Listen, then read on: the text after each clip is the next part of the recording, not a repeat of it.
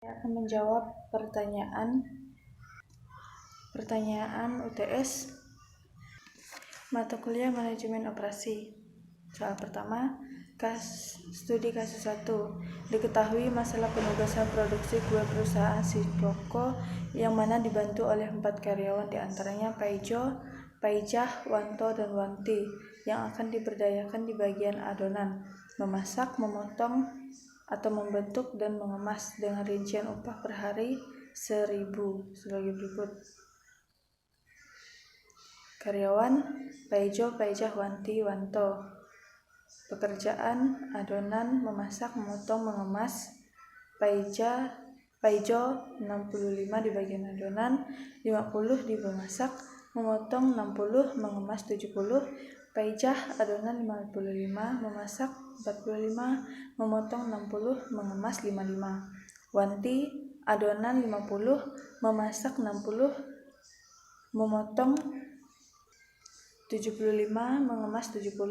Wanto adonan 40, memasak 55, memotong 65, mengemas 60. Tentukan pengalokasian optimal pekerjaan ke karyawan agar diperoleh biaya upah paling murah. Selesaikan masalah penugasan di atas menggunakan metode Hungarian. Langkah 1. Mencari biaya terkecil untuk setiap baris, kemudian menggunakannya untuk mengurangi semua biaya yang ada pada baris yang sama. Dengan langkah ini maka diperoleh hasil sebelum.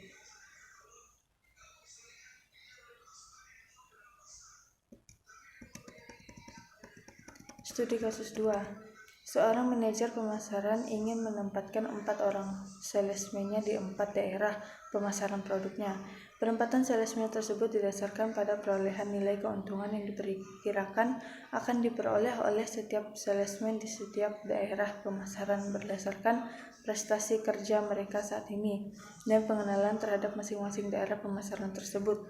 Bila data perolehan keuntungan dari setiap salesman di setiap daerah pemasaran seperti yang tersaji pada tabel 1, tentukan penugasan salesman yang harus dibuat oleh sang manajer agar keuntungan yang diperoleh maksimal.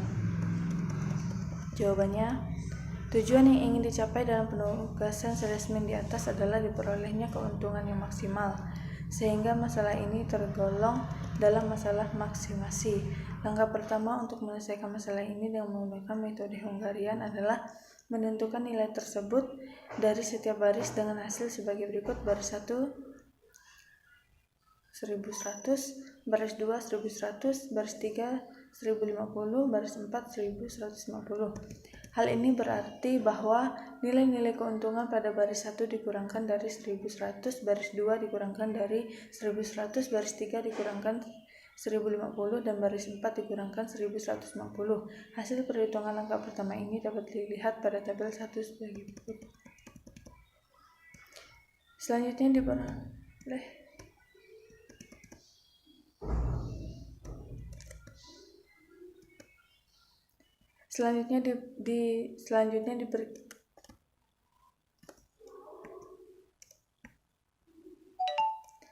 Selanjutnya diperiksa apakah setiap kolom telah mempunyai nilai 0. Ternyata pada tabel 2 terlihat bahwa kolom 2 belum mempunyai nilai 0, sehingga perlu ditentukan nilai terkecil dari kolom tersebut, yaitu 100. Setiap nilai pada kolom 2 dikurangkan dengan 100 sehingga diperoleh hasil seperti pada tabel 2. Sekarang lihat apakah ada 4 nilai 0 pada tabel 3, di mana keempat-empatnya berada pada baris dan kolom yang berbeda. Ternyata ada, sehingga tabel 3 dapat dinyatakan sebagai tabel optimal. Sebagai langkah terakhir adalah penentuan penugasan salesman ke daerah pemasaran berdasarkan pada nilai-nilai 0 tadi, dimulai dengan jumlah nilai 01, yaitu baris 1 dan 4, yang berarti salesman 1 ditempatkan di daerah pemasaran 3, salesman 4 ditempatkan di daerah pemasaran 1.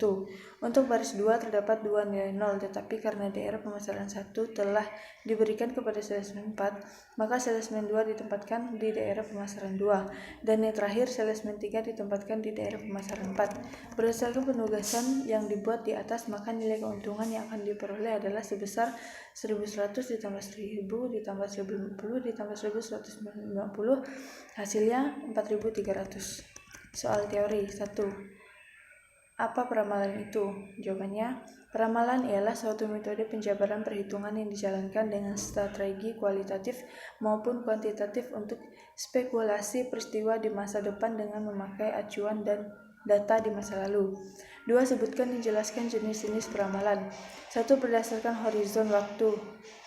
Berdasarkan horizon waktu terdapat beberapa jenis bagian, antara lain peramalan jangka panjang ialah peramalan yang meliputi waktu lebih besar dari 18 bulan. Peramalan jangka menengah ialah peramalan yang meliputi waktu sekitar 3-18 bulan.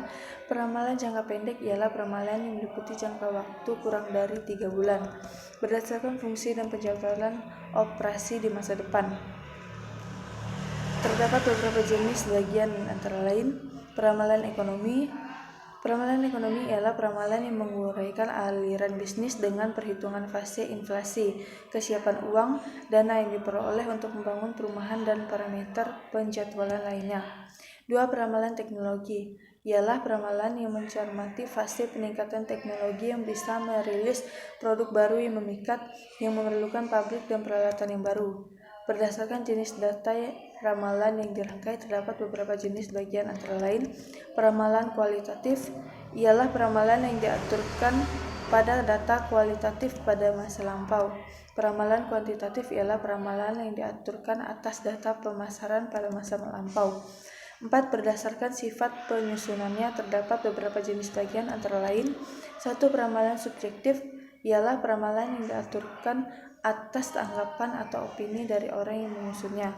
2. Peramalan objektif ialah peramalan yang diaturkan atas data yang signifikan pada masa lampau dengan memakai langkah-langkah dalam penganalisisan data tersebut. Soal ketiga, mengapa strategi peramalan sangat urgen atau penting bagi perusahaan?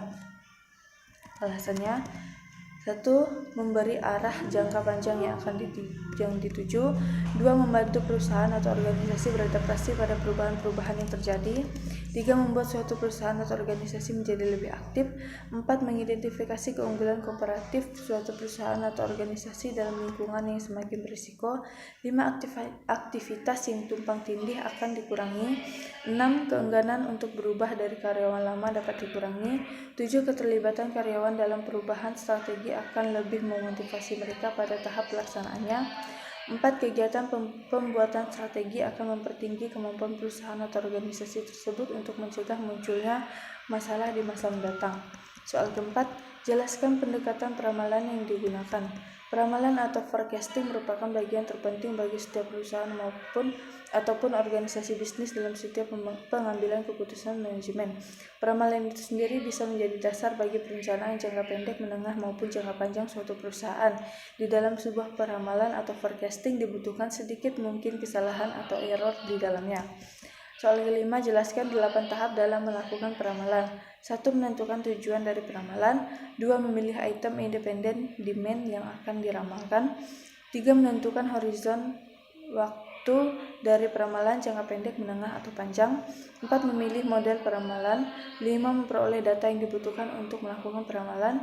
6. Validasi model peramalan. 7. Membuat peramalan. 8. Implementasi hasil-hasil peramalan. Sekian jawaban UTS mata kuliah Manajemen Operasi. Saya Sinta Christine, terima kasih.